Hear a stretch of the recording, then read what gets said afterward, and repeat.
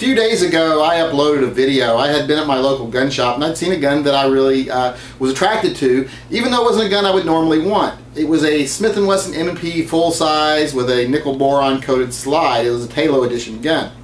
Now, I'm not a big fan of full-size polymer guns. I'm also not a fan of coated slides. I prefer stainless. So this wasn't a gun I would normally go for, but for some reason I really wanted it. Now, luckily, I didn't have the funds with me to buy it, or I may have just bought it.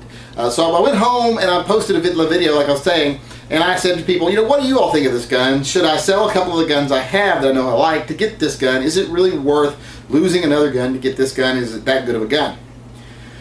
Usually, on forums like this, you just get buy the gun, because let's face it, we're all a bunch of people with a disease. We're gun addicts, and we are also enablers for other people that have the same disease.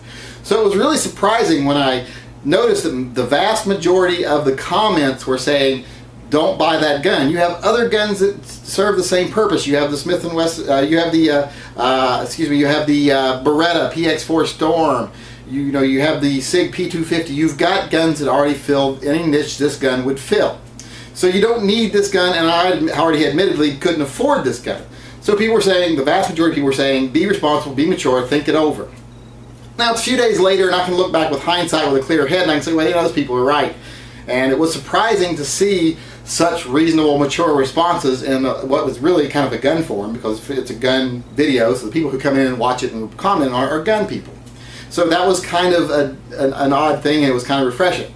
Now, it made me start thinking, how many people fall into that trap? How many people of us just go out and buy a gun just because we see it, we give in to our base instincts, we don't think it through, we buy a gun we don't even really want, we definitely don't need, and we can't afford.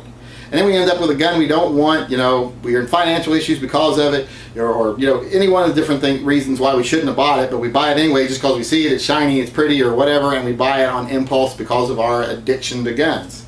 That's just, as people were saying in the video, it's something we shouldn't do. We should just back off and make a decision, realize if you don't need it and you don't afford it, why buy it? Don't buy it just because it's another gun. So like I say, these people came in, they made these comments, they were mature, responsible comments. People saying, take your time, make it, realize this is something you want to do.